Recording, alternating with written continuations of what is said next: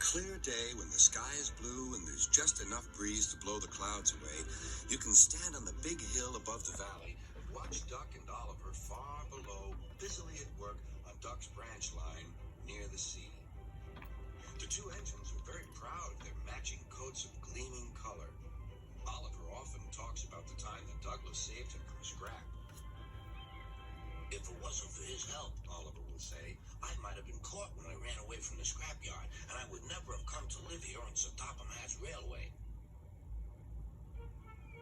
The other engines all wanted to know about Oliver's adventures. Amazing, remarked Henry. Oliver, said James, has resource. And sagacity, put in Gordon. What does that mean? Whispered Percy. I think, replied Thomas, it's about being clever and wise. He is, finished Gordon, an example to us all. I'm sorry to say that Oliver became very puffed up in the smoke box. Henry says I'm amazing. He's right.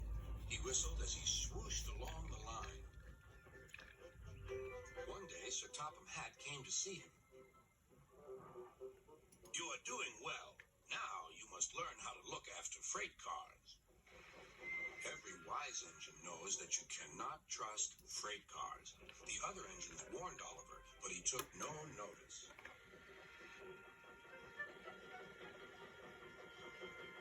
You think I can't manage, he said, huffily. Gordon knows better. He says I'm sagacious. You may be good gracious or whatever you call it, but cars can be troublesome, and...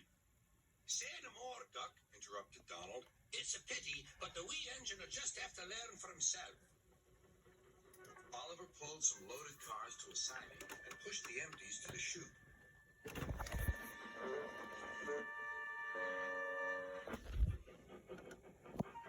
Then he came back to take the loaded cars away.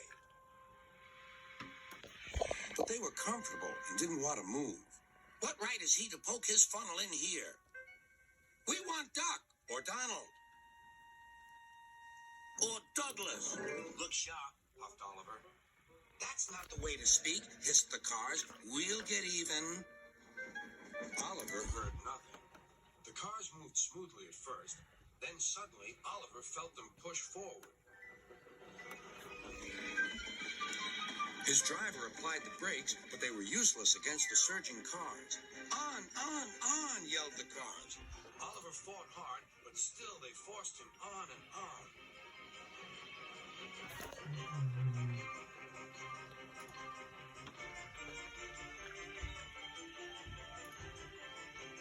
At last, the cars grew tired. I'm winning. Gasped Oliver, but it was too late.